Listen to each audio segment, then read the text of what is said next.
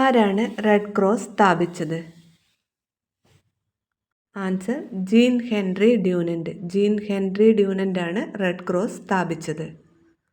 അടുത്ത ചോദ്യം, ഏത് യുദ്ധത്തിന് ശേഷമാണ് ഹെൻറി ഡ്യൂനന്റ് റെഡ് ക്രോസ് സ്ഥാപിക്കാൻ തീരുമാനിച്ചത്? ആൻസർ സോൾഫെറിനോ യുദ്ധം. 1859 സോൾഫെറിനോ യുദ്ധത്തിന് ശേഷമാണ് ഹെൻറി ഡ്യൂനന്റ് റെഡ് ക്രോസ് സ്ഥാപിക്കാൻ തീരുമാനിച്ചത്. അടുത്ത ക്വസ്റ്റ്യൻ, എവിടെ വെച്ചാണ് സോൾഫെറിനോ യുദ്ധം നടന്നത്?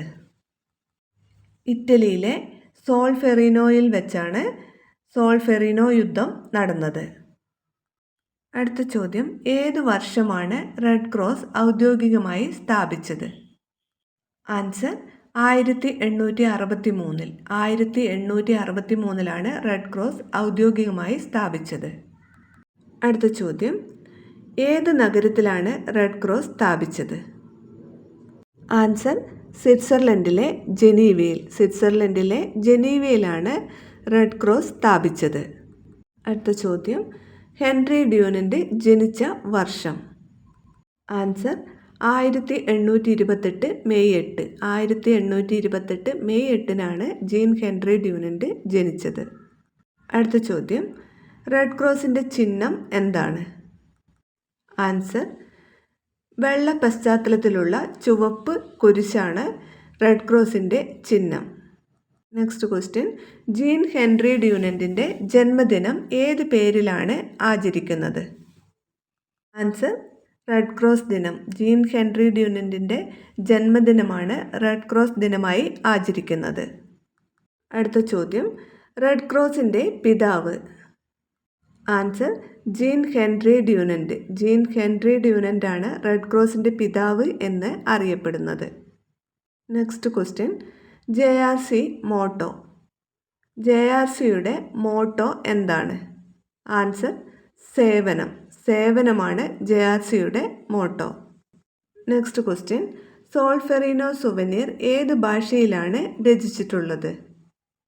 Answer French. ഫ്രഞ്ച് ഭാഷയിലാണ് സോൾഫെറിനോ സുവനീർ രചിച്ചിട്ടുള്ളത്. അടുത്ത ചോദ്യം, JRC യൂണിറ്റിൻ്റെ ചുമതലയുള്ള ആളിനെ എന്താണ് വിളിക്കുന്നത്? Answer counsellor. കൗൺസിലർ എന്നാണ് JRC യൂണിറ്റിൻ്റെ ചുമതലയുള്ള ആളിനെ വിളിക്കുന്നത്.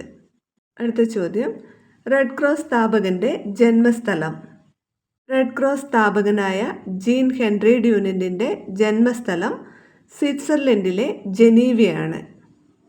അടുത്ത ക്വസ്റ്റ്യൻ, ശത്രുവും മനുഷ്യനാണ് എന്ന് പറഞ്ഞത് ആരാണ്? Answer Jean Henri Dunant. Jean Henri Dunant ആണ് ശത്രുവും മനുഷ്യനാണ് എന്ന് പറഞ്ഞത്. നെക്സ്റ്റ് ക്വസ്റ്റ്യൻ, സോൾഫെറിനോ സുവനീർ എന്ന ഗ്രന്ഥം എഴുതിയത് ആരാണ്? Answer Jean Henri Dunant. Jean Henri Dunant ആണ് സോൾഫെറിനോ സുവനീർ എന്ന ഗ്രന്ഥം എഴുതിയത്. അടുത്ത ചോദ്യം, ഇന്റർ ആർമ കാരിത്താസ് ഏത് ഭാഷയിലെ ശൈലിയാണ്? ആൻസർ ലത്തീൻ. ലത്തീൻ ഭാഷയിലെ ശൈലിയാണ് ഇന്റർ ആർമ കാരിത്താസ്. അടുത്ത ക്വസ്റ്റ്യൻ, ജില്ലാ റെഡ് ക്രോസിൻ്റെ പ്രസിഡന്റ് ആരാണ്? Answer collector. കളക്ടറാണ് ജില്ലാ റെഡ് ക്രോസിൻ്റെ പ്രസിഡന്റ്. അടുത്ത ചോദ്യം, ഡൈനാമിറ്റ് രാജാവ് എന്നറിയപ്പെടുന്നത്? Answer Alfred Nobel. ആൽഫ്രഡ് നോബലാണ് ഡൈനാമിറ്റ് രാജാവ് എന്ന് അറിയപ്പെടുന്നത്. അടുത്ത ക്വസ്റ്റ്യൻ, അങ്കിൾ ടോംസ് ക്യാബിൻ അമേരിക്കയിലെ എന്തിന് ഏറെ സഹായിച്ച ഗ്രന്ഥമാണ്? ഉത്തരം അടിമത്ത നിർമ്മാർജ്ജനത്തെ. അടിമത്ത നിർമ്മാർജ്ജനത്തിന് ഏറെ സഹായിച്ച ഗ്രന്ഥമാണ് അങ്കിൾ ടോംസ് ക്യാബിൻ. അടുത്ത ചോദ്യം, ഇന്ത്യയിൽ 1984 വാതക ദുരന്തം ഉണ്ടായ സ്ഥലം? ആൻസർ ഭോപ്പാൽ. ഭോപ്പാലിലാണ് 1984 വാതക ദുരന്തം ഉണ്ടായത്. അടുത്ത ചോദ്യം, സ്കൂൾ കോളേജ് മേഖലയിൽ വേഗത പരിധി എത്രയാണ്?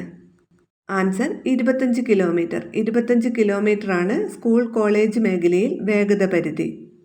അടുത്ത ചോദ്യം, ജൂനിയർ റെഡ് ക്രോസ് ഇന്ത്യയിൽ ഏത് സംസ്ഥാനത്താണ് ആദ്യമായി സ്ഥാപിച്ചത്? ആൻസർ പഞ്ചാബ്. പഞ്ചാബിലാണ് ജൂനിയർ റെഡ് ക്രോസ് ഇന്ത്യയിൽ ആദ്യമായി സ്ഥാപിച്ചത്. അടുത്ത ചോദ്യം, 1901 ഹെൻറി ഡ്യൂനന്റിനോടൊപ്പം നോബൽ സമ്മാനം പങ്കിട്ട വ്യക്തി ആരാണ്? Answer Frederic Passy. ഫെഡറിക് പാസിയാണ് 1901 ജീൻ ഹെൻറി ഡ്യൂനന്റിനോടൊപ്പം നോബൽ സമ്മാനം പങ്കിട്ടത്. അടുത്ത ചോദ്യം, ഏത് ജില്ലയിലാണ് മലയാളക്കരയിലെ ആദ്യ JRC യൂണിറ്റ് പ്രവർത്തനം ആരംഭിച്ചത്? ആൻസർ പാലക്കാട്. പാലക്കാട് ജില്ലയിലാണ് മലയാളക്കരയിലെ ആദ്യ JRC യൂണിറ്റ് പ്രവർത്തനം ആരംഭിച്ചത്. അടുത്ത ചോദ്യം, എത്ര അസ്ഥികൾ ചേർന്നതാണ് മനുഷ്യൻ്റെ അസ്ഥികൂടം? ആൻസർ 206. 206 അസ്ഥികൾ ചേർന്നതാണ് മനുഷ്യൻ്റെ അസ്ഥികൂടം. അടുത്ത ചോദ്യം, സമാന സ്വഭാവമുള്ള കോശ സമൂഹത്തെ ഡാഷ് എന്ന് പറയുന്നു? Answer tissue. സമാന സ്വഭാവമുള്ള കോശ സമൂഹത്തെ ടിഷ്യൂ എന്നാണ് പറയുന്നത്. അടുത്ത ചോദ്യം, ഇന്ത്യൻ റെഡ് ക്രോസ് സൊസൈറ്റിയുടെ ആസ്ഥാനം എവിടെയാണ്? ആൻസർ ന്യൂഡൽഹി. ന്യൂഡൽഹിയിലാണ് ഇന്ത്യൻ റെഡ് ക്രോസ് സൊസൈറ്റിയുടെ ആസ്ഥാനം. അടുത്ത ചോദ്യം, പെർമിറ്റും രജിസ്ട്രേഷനും പ്രകാരം അനുവദിച്ചിട്ടുള്ളതിൽ കൂടുതൽ ഭാരം കയറ്റാൻ പാടില്ല എന്നത് ട്രാഫിക് നിയമത്തിലെ ഡാഷ് സെക്ഷനിൽ പെടുന്നു? ആൻസർ 113. 113ാമത്തെ സെക്ഷനിലാണ് പെർമിറ്റും രജിസ്ട്രേഷനും പ്രകാരം അനുവദിച്ചിട്ടുള്ളതിൽ കൂടുതൽ ഭാരം കയറ്റാൻ പാടില്ല എന്ന് പറയുന്നത്. അടുത്ത ചോദ്യം, വൈസ് പേട്രൺ മെമ്പർഷിപ്പിന് എത്ര രൂപയാണ് അടയ്ക്കേണ്ടത്? ആൻസർ 20,000. 20,000 രൂപയാണ് വൈസ് പേട്രൺ മെമ്പർഷിപ്പിന് അടയ്ക്കേണ്ടത്. അടുത്ത ചോദ്യം, ഏറ്റവും ശക്തിയുള്ള ഫോർവേഡ് ഗിയർ ഏതാണ്? ആൻസർ ഫസ്റ്റ് ഗിയറാണ് ഏറ്റവും ശക്തിയുള്ള ഫോർവേഡ് ഗിയർ. അടുത്ത ക്വസ്റ്റ്യൻ, ഇന്ത്യൻ റെഡ് ക്രോസിൻ്റെ പ്രസിഡന്റ്? ആൻസർ രാഷ്ട്രപതി. രാഷ്ട്രപതിയാണ് ഇന്ത്യൻ റെഡ് ക്രോസിൻ്റെ president. Next question, JRC unit president? Answer പ്രഥമ അധ്യാപകൻ. പ്രഥമ അധ്യാപകനാണ് JRC യൂണിറ്റ് പ്രസിഡന്റ്. അടുത്ത ചോദ്യം, ഏറ്റവും ശക്തി കൂടിയ gear? Answer reverse gear. Reverse ഗിയറാണ് ഏറ്റവും ശക്തി കൂടിയ ഗിയർ. നെക്സ്റ്റ് ക്വസ്റ്റ്യൻ, പെട്രോൾ ചെലവ് കുറഞ്ഞ gear? Answer top gear. Top ഗിയറാണ് പെട്രോൾ ചെലവ് കുറഞ്ഞ ഗിയർ. അടുത്ത ചോദ്യം, കാരുണ്യദേവത എന്ന് അറിയപ്പെടുന്നത് ആരാണ്? Answer Clara Burton.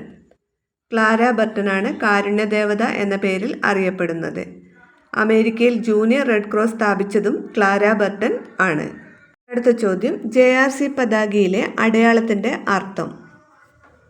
ആൻസർ നിഷ്പക്ഷത. നിഷ്പക്ഷതയാണ് JRC പതാകയിലെ അടയാളത്തിൻ്റെ അർത്ഥം. JRC ക്വിസ് മത്സരത്തിനും അതുപോലെ JRC എക്സാമിനും ഈ വീഡിയോസും അതുപോലെ ഇതിനു മുമ്പ് അപ്ലോഡ് ചെയ്ത വീഡിയോസ് ഉണ്ട്, ആ വീഡിയോസ് കൂടി കാണുക. അതുപോലെ JRC ക്വിസിൻ്റെ പ്ലേലിസ്റ്റും കാണുക. അപ്പോൾ വീഡിയോ ലൈക്ക് ചെയ്യാനും അതുപോലെ ഹൈപ്പ് ചെയ്യാനും ചാനൽ സബ്സ്ക്രൈബ് ചെയ്യാനും മറക്കരുത്. അതുപോലെ പരമാവധി ഷെയർ ചെയ്യുക.